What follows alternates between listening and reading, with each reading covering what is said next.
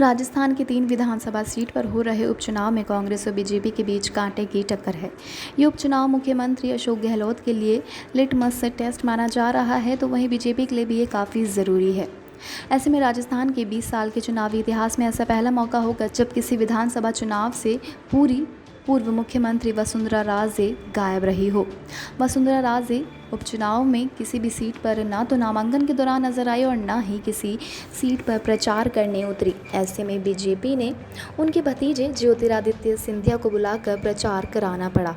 राजस्थान उपचुनाव में बीजेपी वसुंधरा राजे को स्टार प्रचारक बनाया था और राज्य में पार्टी की सबसे बड़ा चेहरा भी मानी जाती है।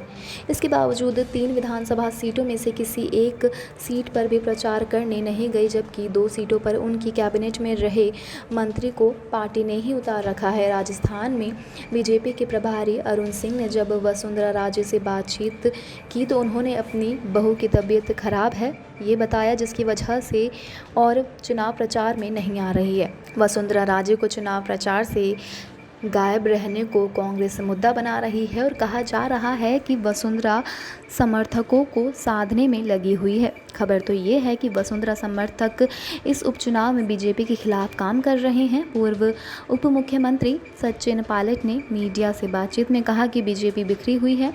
राजस्थान में बीजेपी इतने गुट बने हुए हैं कि वह ठीक से विपक्षी भूमिका भी नहीं निभा पा रही है। कांग्रेस को बीजेपी के बिखराव का फायदा मिलेगा। वसुंधरा राजे के बदले बीजेपी ने उनके भतीजे ज्योतिरादित्य सिंधिया को राजस्थान के उपचुनाव में प्रचार में उतारा है।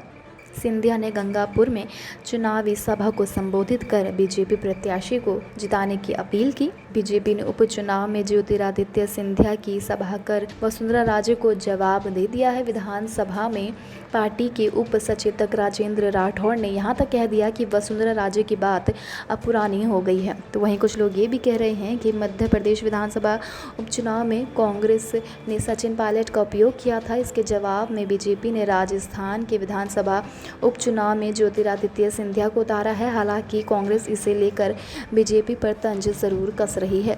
Subscribe to our YouTube channel and press the bell icon to get the latest updates.